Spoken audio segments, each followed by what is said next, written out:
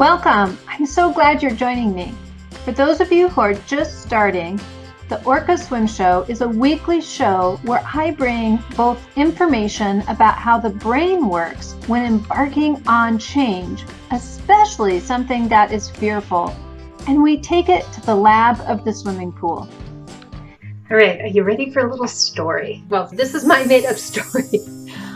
Once upon a time, there was a group of people, several families that all lived together in a community, and they would go down, this is way back like cave person time, right? They go down to the water and they wash their clothes and they wash themselves and they frolic and play and swim around in the water, right? And you just see this sort of living on the land kind of culture and way of being, and swimming and fishing and the outdoor natural world is all a part of their life. So one day, this family of people, community of people, one of the people said, "Hey, who do you think could swim over there the fastest, or could get over there the fastest?" Maybe they didn't use the word swimming even, but who could get over there the fastest? And there was a bunch of them that said, "Oh yeah, me, let's go." And they all took off and went over to that rock. And somebody got there first. And then everybody looked at that person and said, "Oh, they really know what they're doing." And this is how we started getting swimming instruction. Because people looked at that person, that fastest person, and said, "I want to be like them." And so they started copying that person. Now they all could swim beforehand, right? They were all in the water, living as with part of the water, frolicking and playing, being safe, enjoying the water, the shallows and the deep. But it was that piece of making it into this race for the fun of it that really is what starts to develop swimming as a sport, and you start to really then hone in on this. And maybe you could say from there on out, people started looking at that one person and copying them. And then that person told the next person, "If you want to swim, you got to do what that fast person did." And so on and so on and so on. And the reason why I tell this story is because that first person, that fastest person, that is still what we do today. We look at our Olympic athletes and we see whoever wins in those races, we look at what they're doing, and over time they do things differently. So there used to be a time when all the instruction was like swimming with really big straight arms. Well, then somebody was faster and they had high elbows. So then there was all these drills about dragging your fingertips and having high elbows. And then that has changed. Now it's more like this wing over the water, right? It develops over time as you watch whoever is the fastest. Now, why is this important? This is an important tell and an important story for you to know, because as a beginner swimmer, we're looking at that fastest person, and most instruction is filtered down to try and make us towards that fastest person. What it misses, though, is the foundation that has to come before all of that. Remember, all the people in the community, they were just doing their thing, enjoying the water, being safe and playing and diving down for fish or diving down for rocks or something and playing around and enjoying the water.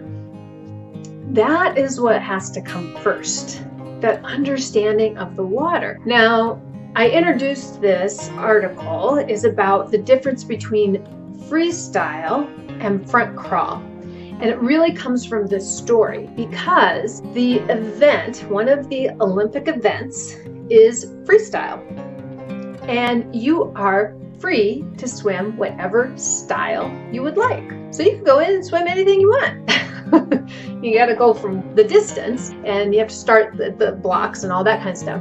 But you're free to swim whatever style you want. So if you look at what is swam in that event over time, There was a program, watched the show called The Midwife, and on one of the episodes, one of the nuns was super excited about watching on TV. This is the days where they all crowded around to watch the one TV. She was super excited to watch the Olympics because there was an athlete from their country, from England, who was going in the swimming competition. And she was saying, it's the freestyle race. And they showed a little clip of it. And they were all swimming in this kind of fashion,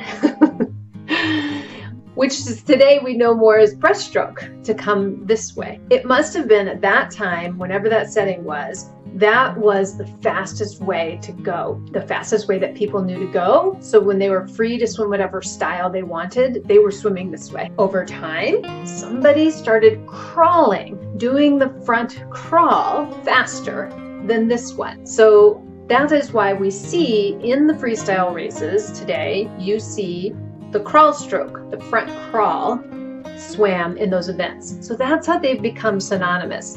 So when people talk about the freestyle, or people talk about the front crawl or the crawl stroke, they usually are talking about the same thing. And this is why, because it's just that freestyle is looking at what is the fastest thing that's out there. Now, what's important for the beginner swimmer, right? Because most of the people who are listening to this, beginner swimmer, why do I need to know the difference? And it's this piece, it's back to this foundational piece. You first have to know what your freestyle is. You need to be free to swim your style.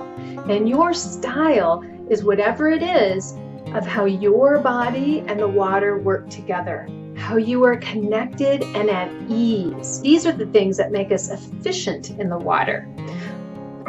Plowing through whatever way you're doing it doesn't bring efficiency. It's when we have the calm curiosity to be able to push on the water in whichever direction that you're going to push, and to have your energy go right into the pushing and not into the whole rest of your body. That are just, again, using it like our Olympic athletes, our fastest runners in the world. All of their energy goes to going straight. None of it goes to their faces. Their faces are like jelly, right? So that they have all their energy going to going super fast. Even if you're not wanting to go super fast, you're not wanting to tire yourself. You're wanting to be efficient with what you're doing.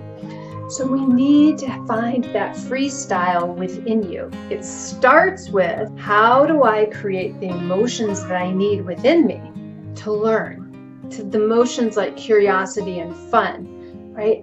I have to feel safe first. Safety comes from me, and I have to feel curious and fun to be able to understand how my body and the water work together, to build that efficiency, to build my swim. And then once I have that firm foundation, I can say, okay, how can I get faster? How can I use the tips and tricks of other people who've been doing it for a long time to improve what I'm doing, to hone what I'm doing? But we can't start there. We have to start with the foundation. If you want a quick, head over to our website. We have our little free course in there. We'll teach you about the ways of how you start to develop that emotional mindset that you need to be able to discover the swimmer in you, to be able to transform your story from non-swimmer, from the person's just there at the shore washing the clothes, to the swimmer part. Jump on over and take the little free 30-minute course and start transforming your story, and so you can really become your own free swimmer. Have fun.